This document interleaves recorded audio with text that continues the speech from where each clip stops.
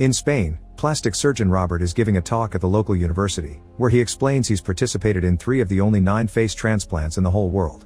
This means he has plenty of experience in the shaping and maintenance of muscles. On his way back home, he stops by the hospital to get an extra bag of blood by bribing an employee. What the other doctors don't know is that Robert has actually been performing illegal experiments on a woman named Vera, who is stuck in a room at Robert's secluded estate wearing a full body suit all day long. Her life isn't exactly exciting, so she does her best to keep herself busy through various means like yoga, reading, and making creepy dolls using pieces of fabric that she tears off the dresses she doesn't wear. Food is sent up to her through a dumb waiter, and if she ever needs anything, she can use the communicator in the room to ask Marilia, the head servant. When Robert gets home, he always puts the blood in the machines of his private lab first, then he goes to his room to check on Vera through the hidden camera. Once he's sure everything is fine, Robert visits Vera, but one evening, he finds a very shocking surprise waiting for him. Vera knows where the camera is, so by facing the other way, she used pages from a book as blades. When Robert finds her, Vera is covered with cuts, thus he immediately takes her to his private operating room to take care of her wounds. Tired of being a guinea pig in a cage, Vera says she wants to die, but Robert doesn't believe her. If that had truly been her intention, her cuts would have been on another spot. Robert also realizes how soft her skin really is. From then on, Robert begins running an experiment that includes animal blood this time. A few days later, the results are finally successful, and Robert becomes the sole inventor of an artificial skin resistant to burns and insect bites. By using a mannequin that has been specifically shaped like Vera's body, he prepares special patches of this synthetic skin to replace Vera's natural one. Now she won't be able to get hurt again. A few days later, Robert officially presents the artificial skin at a medical symposium, claiming he's been testing it on animals and that it can be immune to malaria. The invention is named Gal after Robert's dead wife, who died in a fire caused by a car crash. After he's done, the organization's president takes Robert to a private corner to ask how he managed to harden the skin in order to be immune to malaria, because that sounds like a mutation. Being put on the spot, Robert has no choice but to admit he transferred genetic information from pig cells into human ones, which is forbidden. No matter how miraculous it is though, the president can't stand for this and orders Robert to abandon all his research. Next, Robert has a chat with his old friend Fulgencio, who thinks Robert should go back to regular surgeries. When Robert returns home, he watches Vera on the screen for a while before visiting her to tell her she's been finished. Her body is perfect and needs no more improvements. Vera thinks this should allow her to have a normal life now and tries to get frisky with Robert to convince him to grant her some freedom, but Robert only gets uncomfortable and rushes to leave the room, locking the door behind him. The next day, Marilia calls out Robert for this reaction of Vera's, claiming this is a consequence of Robert having given her that face. She thinks Vera's dangerous and Robert should kill her, but Robert doesn't take her seriously and orders her to fire all the other servants since they won't need so many people in the house anymore. After Robert is gone for the day and all the servants leave the house, a man dressed as a tiger for the carnival rings the bell. This is Zeka, Marilia's estranged son, which he proves by showing his birthmark to the camera. Feeling nostalgic, Marilia comes out to at least say hi to him, but forbids him from entering the house because visitors aren't allowed. However, Zeka doesn't listen and forces his way inside anyway. Marilia figures there's no harm in staying in the kitchen and feeding her son while watching TV, but things quickly get sour. The robbery of a jewelry store appears on the news and Marilia learns Zeka's face was caught on camera. It turns out he only came here to hide and not because he missed his mother. The only reason why the cops didn't find him so far is thanks to the costume that allowed him to go unnoticed in the carnival crowd. Zeka also wants Robert to operate on his face and change his appearance, but Marilia refuses to help him and asks him to leave.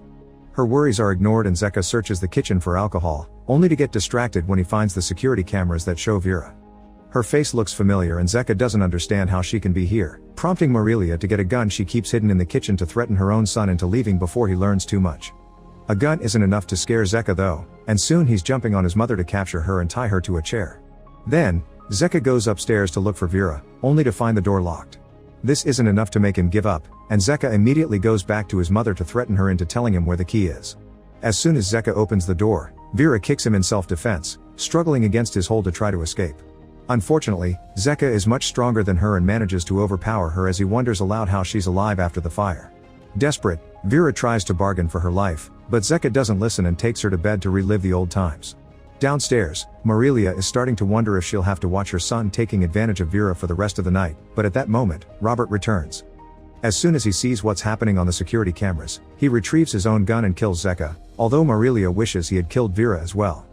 Moments later, while Robert gets rid of the body, Marilia tells Vera the secret story behind Zeka and Robert. It turns out they're half-brothers, but Marilia never told anyone. She had Zeka with another servant that run away when he heard about her pregnancy, and she had Robert with her old boss, who took the baby and gave it to his wife because she was sterile, but they told everyone else she had given birth to him. While legally Robert was their kid, Marilia still feels she did most of his raising. She also feels this is all her fault because her womb carries the gene of insanity and both kids got it.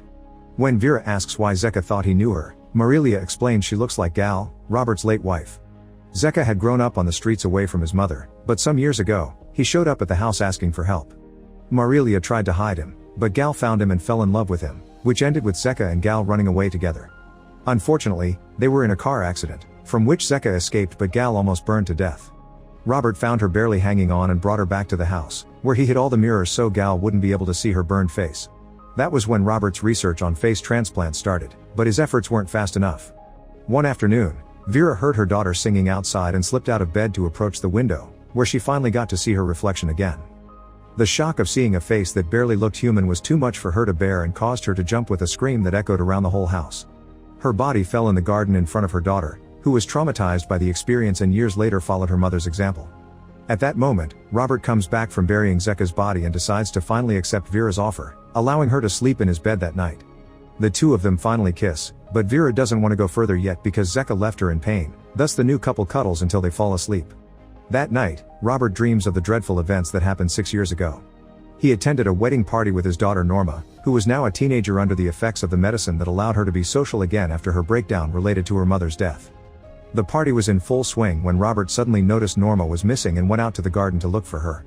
After seeing a guy go away on a bike, Robert found Norma's shoes and coat, following the trail of accessories until he found his daughter unconscious on the ground with her clothes all wrinkled up, a consequence of the bike rider taking advantage of her.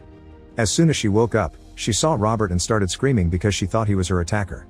Back to the present, Vera is dreaming of the same event. Vicente, a young man that worked with his mother in her dress shop, crashed the party and took some of the illegal substances other guests were sharing. Then, Vicente tried flirting with Norma, misunderstanding the kind of substances she was under while taking her to the garden. Norma took off her coat and shoes simply because she found them annoying, but Vicente took it as a signal she was into him as well and dragged her under a tree to get frisky. At first, Norma didn't mind, but when the wedding band started to play the song she was singing when her mother died, her PTSD was triggered and Norma began screaming. Not willing to stop, Vicente covered her mouth but Norma bit him, causing Vicente to hit her and accidentally knocked her out. Panicking, he fixed her clothing in a rush and got out of there on his bike, unaware that Robert could see his license plate. A few days later, while Vicente went out for a ride, Robert put on a costume and approached him with his van, hitting him to make him crash. Then, Robert shot Vicente with a sleeping dart and kidnapped him to keep him as a prisoner in an old garage on his estate. It didn't take Vicente long to start getting crazy down there, but Robert never spoke to him and only came by to shower him with a hose or bring water and rice. Vicente's mom went to the police to beg for help, but the cops found the bike at the bottom of a cliff and assumed Vicente either died in the fall or left town. Meanwhile, Robert kept visiting Norma at the mental hospital, but she was still afraid of him and hid in the wardrobe whenever he came by. Eventually, Norma ended up finding the same ending as her mother, a tragedy that pushed Robert from a regular doctor into a mad scientist. A few days after Norma's funeral, Robert came home to shave Vicente and put him to sleep before taking him to his private operating room. Fulgencio and 2 other surgeon friends of Robert's came to help with the procedure, believing Robert's fake papers that said this patient didn't go to a clinic because he wanted confidentiality. The operation went well and hours later when Vicente woke up, he found out Robert subjected him to a vaginoplasty. From then on, Vicente began living in the locked room inside the house, and he had to keep good care of his new groin by using toys that would keep the hole from closing until it scarred. Once that area healed, an obsessed Robert began putting Vicente through more and more procedures to transform his body into a woman's, including giving him a full chest and a higher pitched voice. That was when Vicente began wearing the full body suit, because Robert thought it could protect his skin and help him shape his new body. The first day in the room, Vicente hit Robert and tried to escape, but Robert had been ready for this. The front door was locked and he had the gun to threaten him into submission. Finding himself cornered, Vicente tried to end things so Robert couldn't hurt him anymore. Getting hurt in a doctor's house was pointless though, and Robert just had to use some stitches to take care of the cut. A few weeks later, Vicente went through the last Mayer procedure for a while. He was given Gal's face, and Robert renamed him Vera. In the early days, Vera tried to rebel by destroying the dresses in her room and ignoring the makeup and girly books Robert kept sending her way. She only kept an eyeliner that she would use to draw on the walls, that way she could keep track of the days and write down some thoughts as she struggled to cling to her true identity. Her only source of entertainment back then was the TV, which allowed her to learn about yoga techniques and the making of creepy dolls. It was about this time that Robert brought his childhood maid Marilia to help him deal with Vina through a more feminine touch. Back in the present, now that Vera and Robert are together, Vera is allowed to wander around the house and live a normal life. However, Marilia doesn't like her presence because she still thinks Vera isn't trustworthy. Robert adores her, and when he hears her promise she'll never leave him behind, he allows her to go shopping in the city as long as she keeps Marilia as her chaperone. Mere moments after the women leave, Fulgencio comes to visit Robert, insisting he shouldn't quit his job yet or that he should at least rent his private clinic to his surgeon friends. Robert refuses, thus Fulgencio decides to take out the big guns. He shows his friend today's newspaper, which has an article about missing people that includes Vicente's picture. Fulgencio remembers him from the operation and is starting to wonder if Robert lied to them, because he knows his experiments needed human genes, not just animal ones.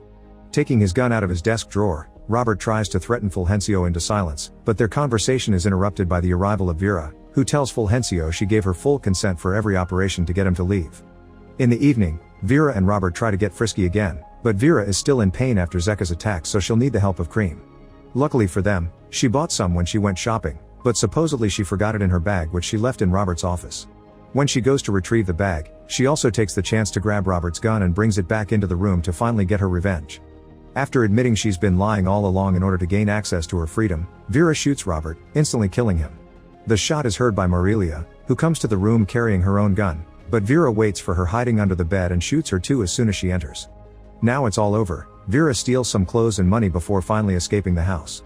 The next morning, she arrives at her mother's shop, shocking her with details that only Vicente would know to prove her real identity. Make sure to subscribe and turn on notifications so you can watch more videos like this. Thanks for watching.